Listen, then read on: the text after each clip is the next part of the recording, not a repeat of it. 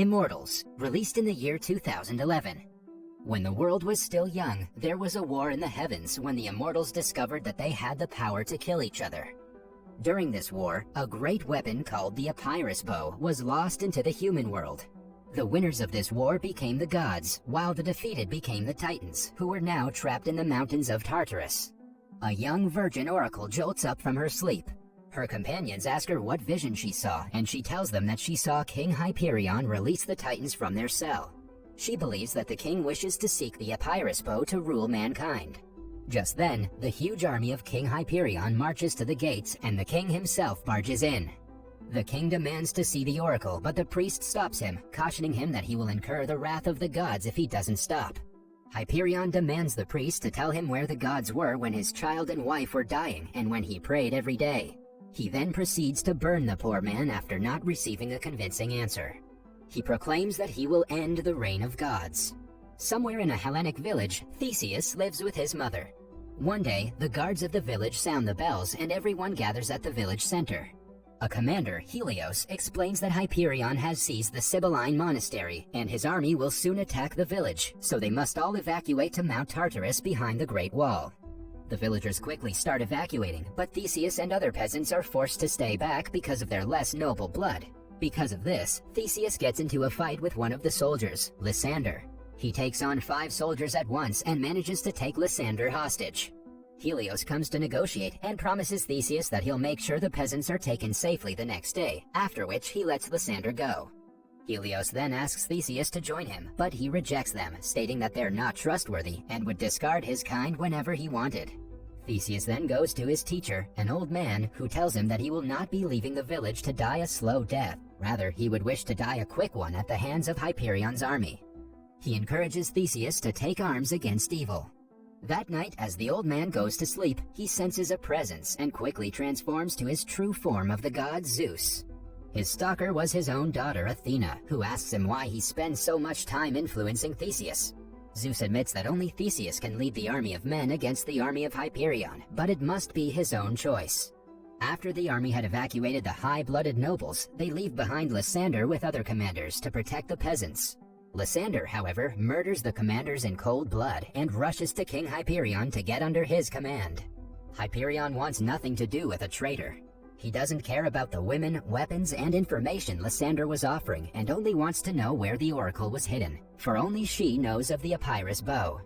In the end, however, Hyperion decides to keep Lysander under one condition. He orders his soldiers to rid him of his manhood, for the world doesn't need any more cowards like him to be born. The next day, as Theseus goes to the hills to practice his spear, he notices that his village is burning.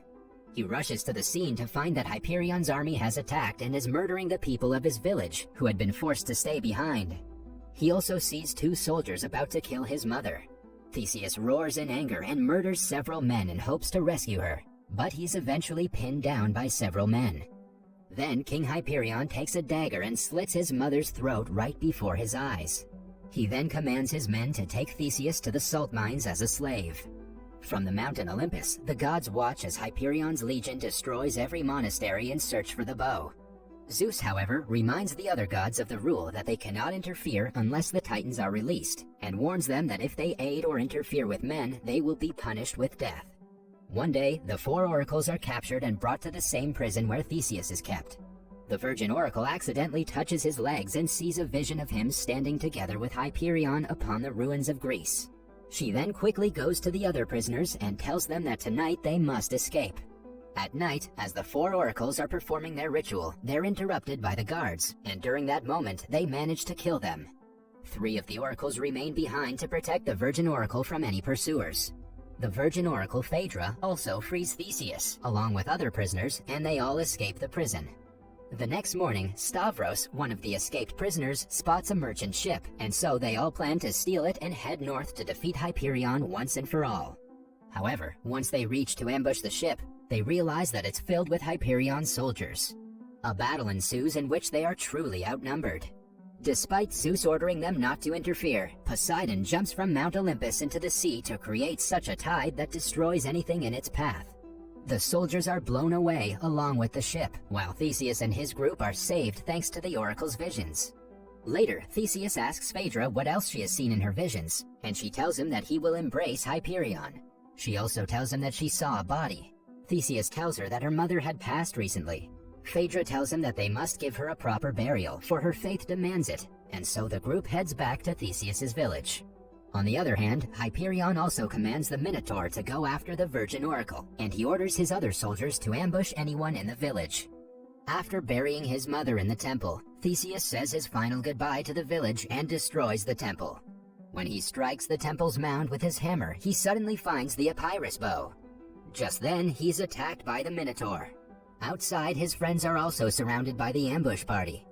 Theseus fights bravely with the Minotaur, and despite being injured in the arm, he manages to beat the bull and chop his head off. Theseus then goes outside and uses the Epirus bow to kill the soldiers surrounding his friends. After securing their safety, Theseus blacks out.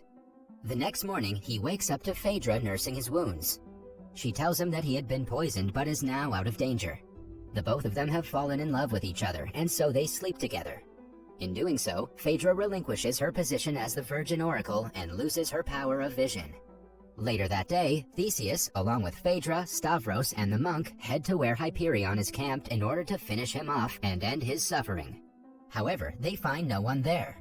In the center, Phaedra sees a bull idol, inside which her oracle sisters were trapped and burned. She weeps for their suffering.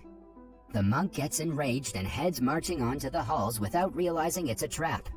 Theseus and Stavros try stopping him, but it's too late, as they're soon surrounded by the heathen men. Theseus also loses the bow to a dog.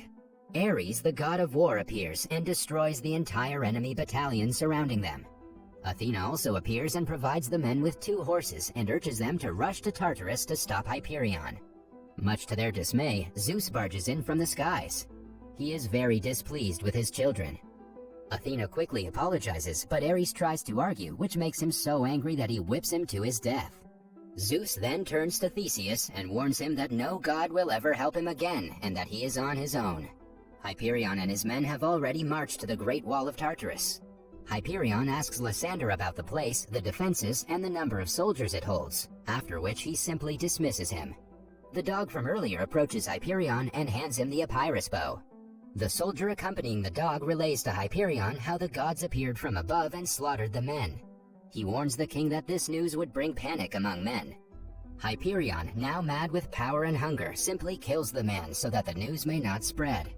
After hearing how the gods saved Theseus, Hyperion gets all the information he can on the boy with the help of Lysander. He finds out that Theseus is a bastard, born after his mother was raped by some villagers. This piques his interest. On the other side, upon reaching the Great Wall, Theseus quickly meets with Helios. He is then taken to the head of the council.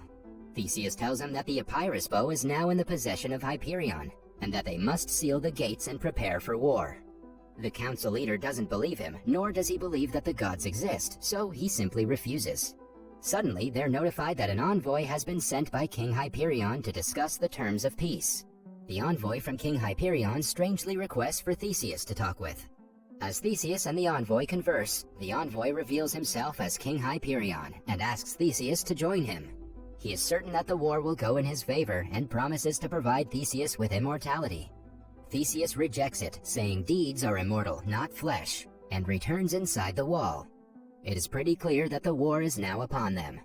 The next day, all the soldiers prepare their weapons, shields, and armor for an imminent war. Outside the gates of the Great Wall, thousands of Hyperion soldiers are ready as well. Hyperion marches to the front of his army and fires his bow. With a single arrow, he's able to bring down the huge gates of the Great Wall. Suddenly, the Hellenic men are in all sorts of chaos as they run beyond the wall. They're scared, and some even throw away their arms in hopes of surrendering. Amidst the chaos, Theseus rises to the wall and calms the disrupted soldiers. He delivers a speech to calm their nerves and tells them that surrendering now would mean surrendering not only their lives, but also their souls. He then leads the army against the massive army that approaches them. A huge battle ensues, where many men die. The Hellenics stand their ground and fight bravely against the heathen army. During the battle, King Hyperion proudly marches through the gates and heads to the top of the Great Wall. There, he's greeted by the leader of the Hellenic Council, who still hopes for a negotiation, but Hyperion simply walks and splits his head from his body, killing him. Hyperion then takes aim of his bow at the mountain before him and strikes it. Theseus hears this noise from below and rushes along with Stavros to stop the Mad King. When they reach there, they are too late, as Hyperion aims his bow at the cage containing the Titans and strikes before they can kill him. Theseus wakes up after the explosion to see that his friend Stavros is heavily injured. The Titans have been released and are battling against him. He uses the bow to hit one of them, but the rest of the Titans simply kill him in an instant. Just then, the gods appear from the sky. Zeus, with a strike of his hammer, takes away the bow from the Titans' grasp, and a battle soon begins between the gods and Titans. Outside, Theseus is met with Hyperion, and they too, much like the gods and Titans, start battling to the death. The Titans manage to kill Apollo and Hercules. Poseidon fights bravely and kills many of them, but he too soon falls at the hands of the Titans.